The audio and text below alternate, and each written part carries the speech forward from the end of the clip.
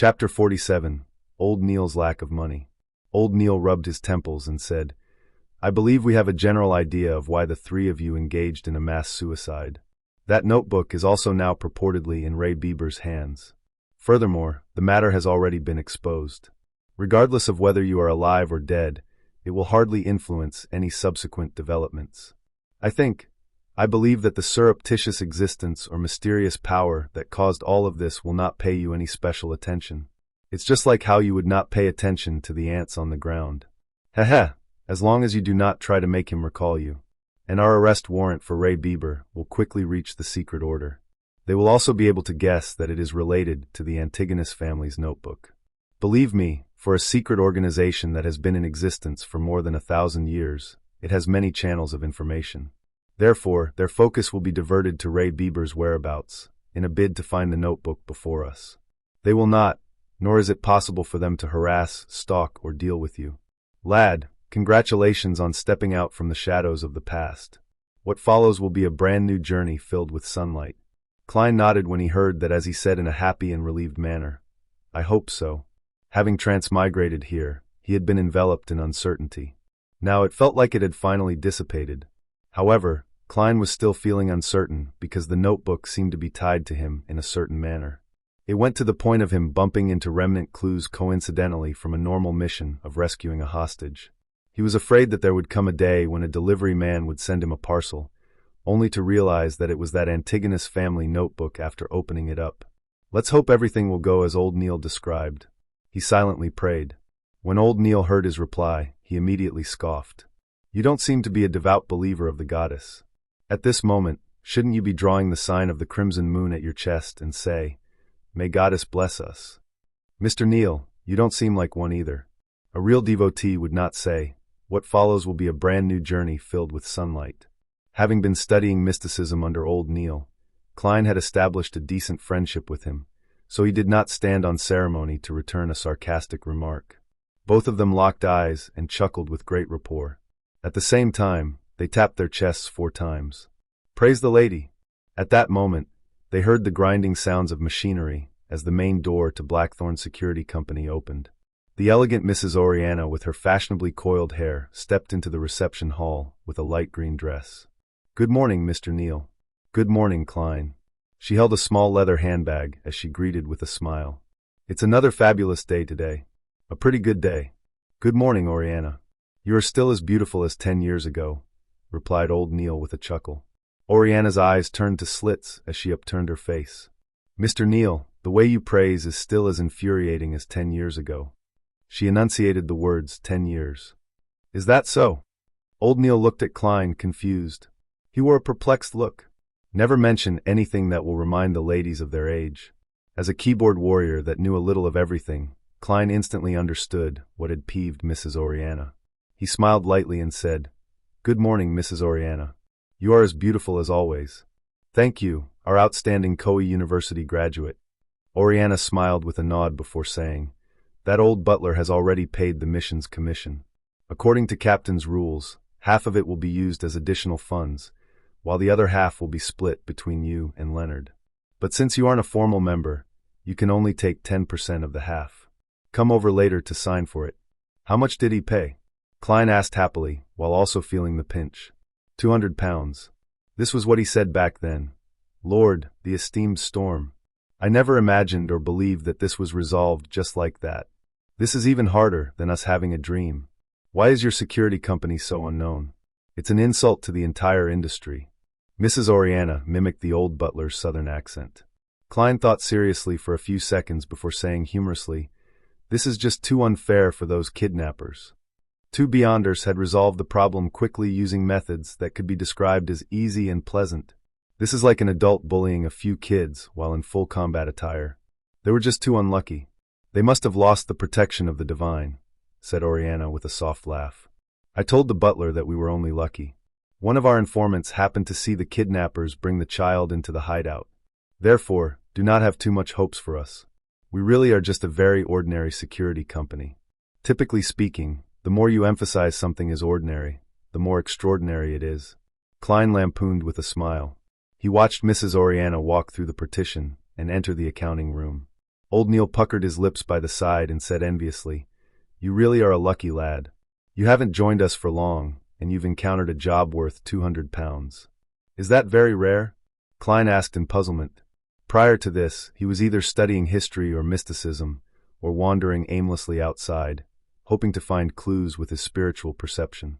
According to Oriana's accounts, we might not encounter a single job an entire week, and most jobs are worth less than £20. Old Neil rubbed the moonstone by his wrist and sighed. Following that, he looked at Klein with anticipation. "If you encounter any similar jobs in the future, remember to inform me." Upon hearing Old Neil's words, Klein suddenly felt a strange feeling arise in him. Therefore he asked directly, "Mr. Neil, you seem to be lacking in money. How much do you get paid a week?" "If you aren't comfortable telling me, just ignore my question." Old Neil leaned back into the sofa and chuckled. "This isn't something that needs hiding. I've been here for so many years. At present, I will obtain salaries from both the church and the police department every week, a total of £12. "A weekly salary of £12? Klein blurted out in surprise. A weekly salary of £12 with 52 weeks a year. That meant more than £600 a year. Back when he read the Tianjin Morning Post and Honest paper, they had mentioned that high-profile lawyers only earned £800 to £1,000 a year. And those were the best lawyers. As for the managers of Benson's trading company, they only earned £6 a week. That was already quite a decent job. Yes, such a salary is actually quite generous, and we do not need to pay any taxes," added Old Neil with a smile. Klein had heard from Benson that one had to pay E-type taxes when their weekly salaries exceeded £1. In other words, the government and corporate employees had to pay 3% of taxes if they earned £1 to £2, 5% for £2 to £5, 10% for £5 to £10, and 15% for £10 to £20, capping at 20% for those above £20. Other than that, he also read of 4 other kinds of taxes on the newspapers.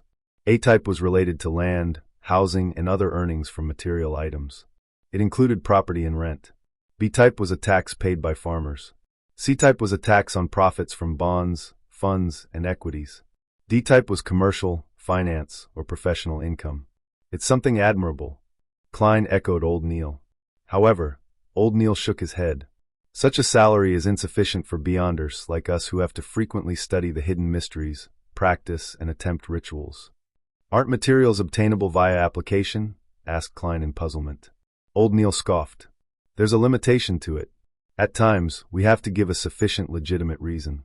If you want to learn more and experiment in the field of mysticism, you can only spend your own dime to buy materials. It can be bought internally or at underground markets." Klein jolted in surprise as he immediately asked, "There are beyonder materials that are sold in underground markets? I thought the churches would not permit their existence."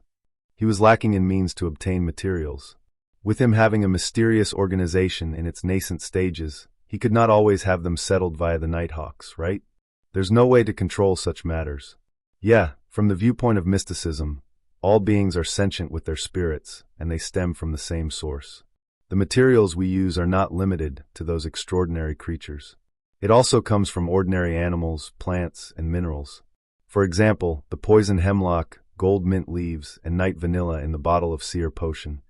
They are items we can encounter frequently in our daily lives. They might not have any extraordinary characteristics, but they have special characteristics. Through concoction and blending, they will derive certain effects. Therefore, this is not a trade that the church can ban, explained Old Neil in detail. Without waiting for Klein to say a word, he continued, "Besides, it's not only the core of extraordinary beings that are of use. For example, the Lavos squid. Apart from its blood, its eyeballs, skin, and tentacles are pretty good materials. Unless the church captures it entirely with its own manpower, to completely corner and control any outflows would be a tremendous financial burden. The lower the grade of the extraordinary material, the more it is so. They can only do their best to prevent the more special materials from flowing out." Old Neil suddenly laughed. "There's another important reason. It's better to know of an underground market than not knowing of it. Under the premise that secret organizations have not been fully eliminated, this is a pretty good strategy. Besides, it can help us obtain materials we are lacking. Of course, with the existence of such markets, contraband items will appear. As long as it's not something ridiculous or overly dangerous, we will turn a blind eye to it. At most, we would use them to enrich our vaults. Is it because the few large churches put each other in place, so no one can take excessive action? Klein guessed. Old Neil acknowledged tersely, but did not elaborate. I'm a seer. In the future, I'll definitely need to practice, and we'll need more materials. Mr. Neil, can you take me to the underground market to have a look? Klein requested with a valid reason. Old Neil appeared to be placed in a difficult position. In fact, those guys who are active in those places are mostly not beyonders.